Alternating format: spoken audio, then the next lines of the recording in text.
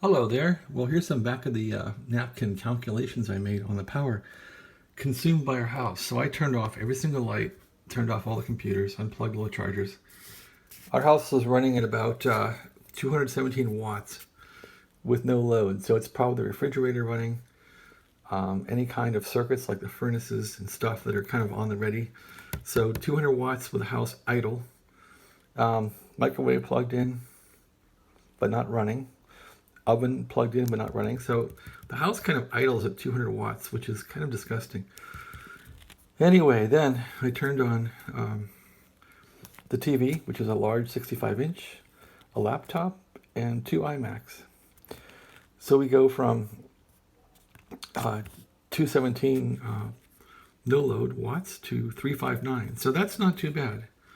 That's about 317. Wow. So all that stuff didn't take much wattage at all. And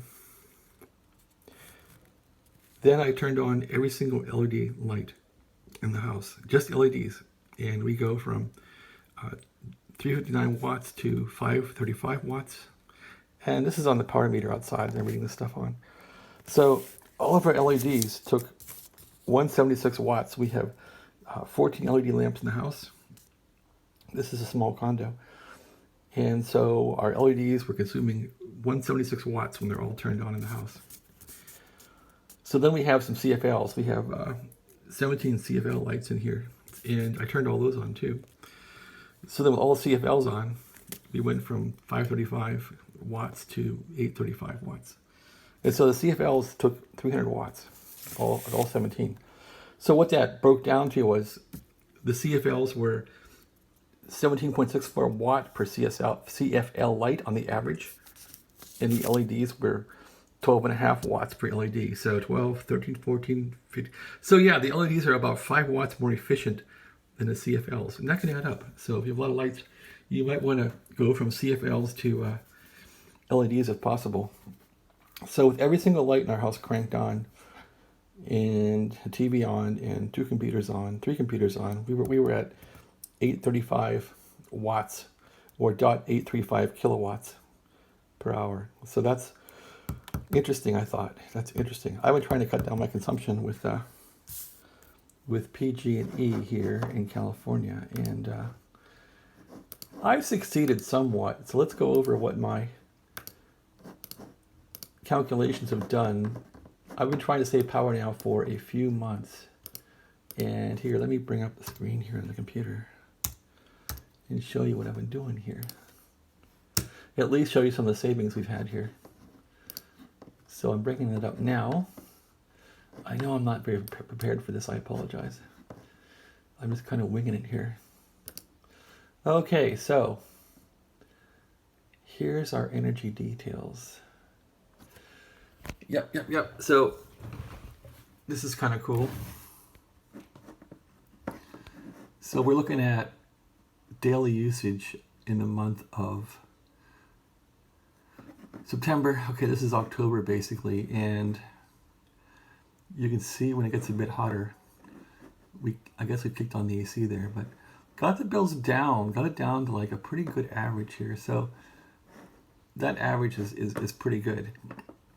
But what I want to show you then is, let's do a year-over-year view here and show you the real improvements here. So you can see that last year in September, we were using about 842 kilowatts, and now this September, well, yeah, it's over, so it's billed 605 kilowatts. So I was able to save, by being prudent, 842 from last September to 605. And the biggest improvement really might have been putting more Freon in the air conditioning and improving its efficiency.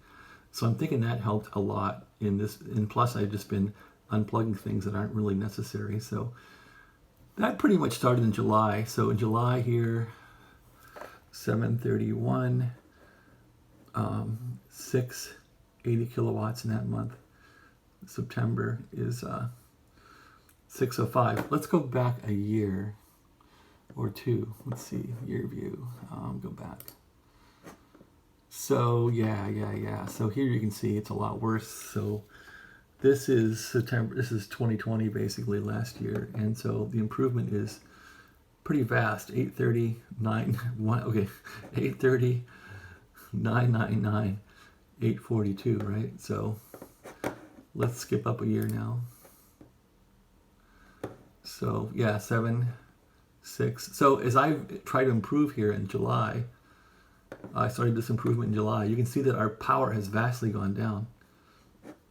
Whereas the year before, when I didn't really care or try to improve anything, the power actually was out of control here. So we really helped. So in California, you're not using much power in the colder months, October, November, December. And let's see how it was. Okay, so here, 2 years ago, that wasn't too bad. 704 to 646.